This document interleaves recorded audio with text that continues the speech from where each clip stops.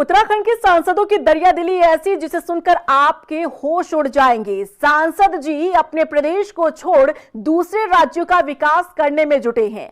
उत्तराखंड के पहाड़ आज भी सुविधाओं के लिए तरस रहे हैं, लेकिन जनप्रतिनिधि करोड़ों की सांसद निधि यूपी हरियाणा में बांट रहे हैं। देखिए रिपोर्ट। वाह सांसद जी वाह, क्या गजब दरियादिली दिखाई है। उत्तराखंड को छोड़ यूपी हरियाणा पर करोड़ों खर्च, सुविधाओं के लिए तरसे पहाड़, दूसरे राज्यों पर सांसद जी क्यों मेहरबान। उत्तराखंड के सांसदों की दरियादिली सुनकर आप माथा पकड़ लेंगे। नेताओं को चुनकर सांसद आप बनाए, करोड़ों की सांसद निधि उत्तराखंड के नाम पर आए, लेकिन खर्च यूपी हरियाणा के लिए हो जाए तो इसे आप क्या कहेंगे। ऐसा ही कुछ किया है उत्तराखंड के सांसदों ने भी। बड़ी हैरानी की बात है कि पहाड़ आज भी मूलभूत सुविधाओं के लिए तरस रहे हैं।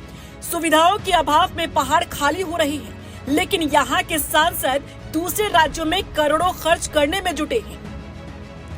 उत्तराखंड के कई गांव आज भी पेयजल, सड़क और बुनियादी सुविधाओं के लिए जूझ रहे हैं, लेकिन राज्य के कुछ सांसद अपनी सांसद निधि का बड़ा हिस्सा दूसरे राज्यों में खर्च कर रहे हैं।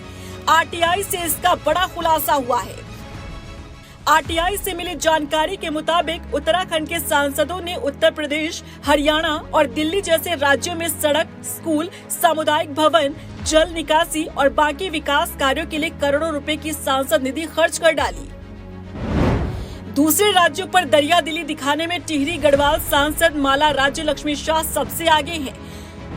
माला राज्य लक्ष्मी शाह ने उत्तर प्रदेश के आगरा जिले पर खास फोकस किया।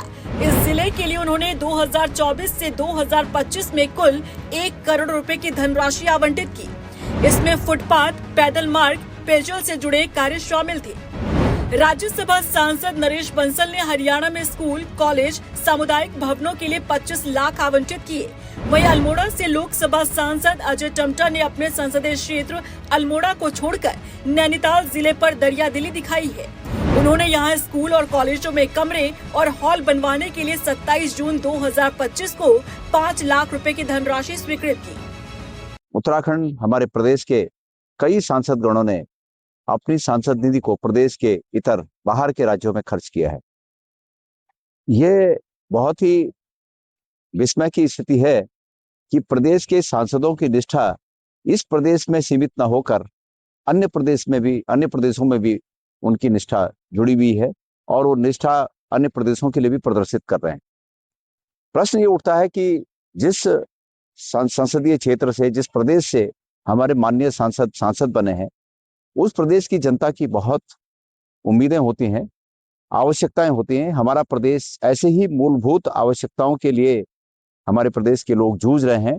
गणेश गोदियाल जी पहले इस बात का जवाब दें कि जहाँ जहाँ हमारे सांसदों ने अपनी निधि खर्च की है, क्या वो भारत से बाहर है? क्या ये नियम के विरुद्ध है? क्या भारत सरकार ने हमारे सांसदों को प्रति वर्ष अपनी निधि से 50 लाख रुपए पूरे देश में कहीं भी खर्च करने का अधिकार नहीं दिया है? मैं समझता हूँ कांग्रेस परेशान है, कांग्रेस के पास मुद्दे नहीं हैं और कांग्रेस हमेशा से ही इस देश को क्षेत्रवाद के नाम पर, भाषावाद के नाम पर बांटने का काम करती आई है। आरटीआई से इस खुलासे के बाद अब सवाल उठ रहे हैं कि जब उत्तराखंड के पहाड़ी इलाकों में मूलभूत सुविधाओं की भारी कमी है, तो सांसद निधि का बड़ा हिस्सा राज्य से बाहर क्यों खर्च किया जा रहा है। हालांकि नियमों के तहत ये कोई बहुत बड़ी गलती नहीं कही जा सकती, क्योंकि नियमों में बदलाव के बाद दूसरे राज्यों में निधि खर्च करने की छूट मिली है। बदलाव के बाद सांसद देश में कहीं भी विकास कार्यों की सिफारिश कर सकता है, लेकिन एक वित्तीय वर्ष में इसकी अधिकतम सीमा 50 लाख तय की गई है।